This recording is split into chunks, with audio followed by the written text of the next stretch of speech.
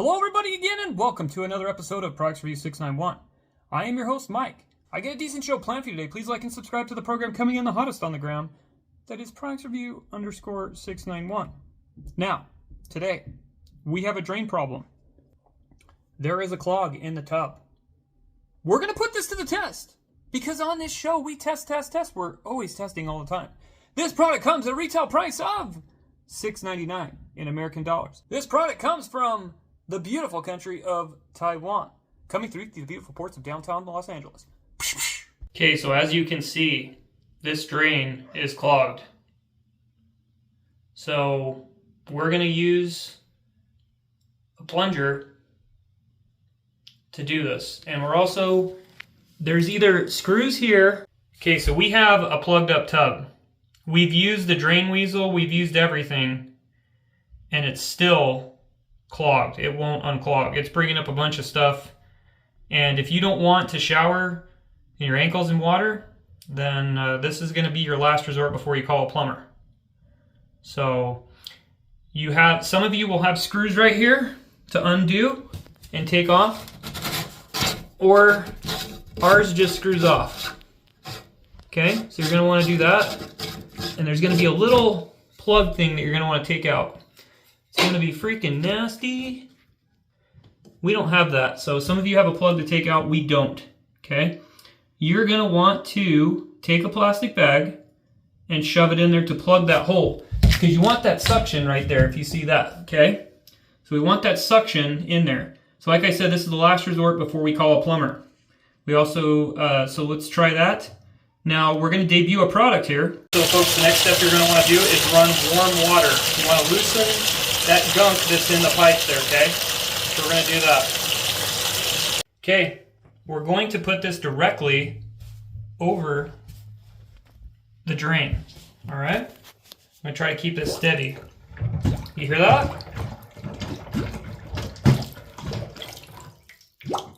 Ooh, we're getting close. Let's keep on going. You can, it smells so bad, guys. It's backed up for a while. It's doing it.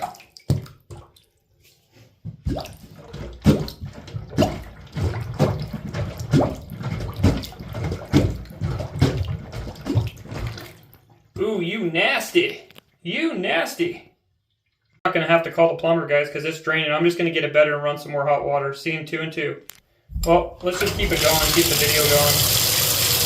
So if you run into it where it's starting to do that, you want to run more hot water. I'm going to turn it on full hot water. This is definitely saving money.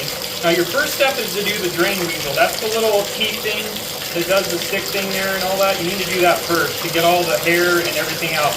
Then you would do this. So we're going back to plunge.